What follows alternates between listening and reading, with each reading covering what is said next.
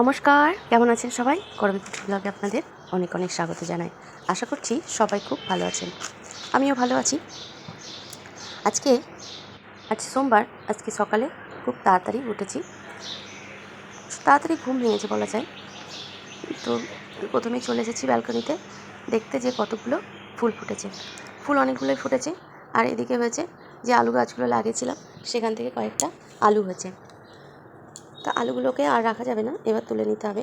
গাছগুলো যেহেতু মরে গেছে সেই জন্য আলুগুলো পচে যাচ্ছে, তাই আলুগুলো তুলে নেব। কয়েকটা হয়েছে, তবু খুব আনন্দ হচ্ছে।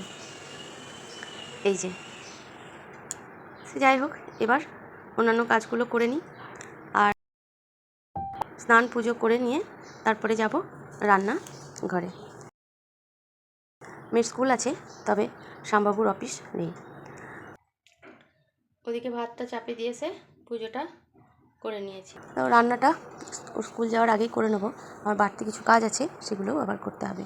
তো সকালবেলায় খুব একটা সবজি খেয়ে যেতে চায় না, তবু আজকে ভাবলাম একটু এঁচড় এনেছি, এঁচড় খেতেও ভালোবাসে, তাই এঁচড় তরকারিটা দেবো।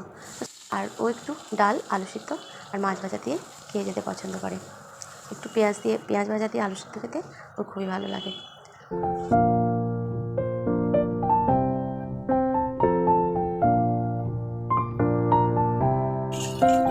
এদের একটু আম দিয়ে মুসুরির ডাল বসিয়ে দিলাম, টক ডালটাও ভালো লাগে। এঁচড়ের তরকারিটা একটু গরম মশলা দেবো, একটু গরম মশলাটা শিলে বেটে দিলাম।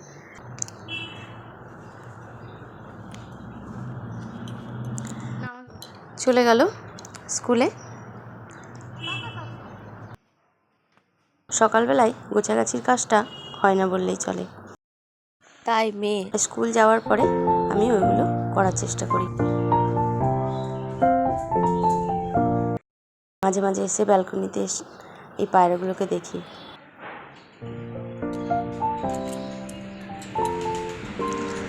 বিকেল হয়ে গেছে, এবার মেয়ের আসার সময় হলো।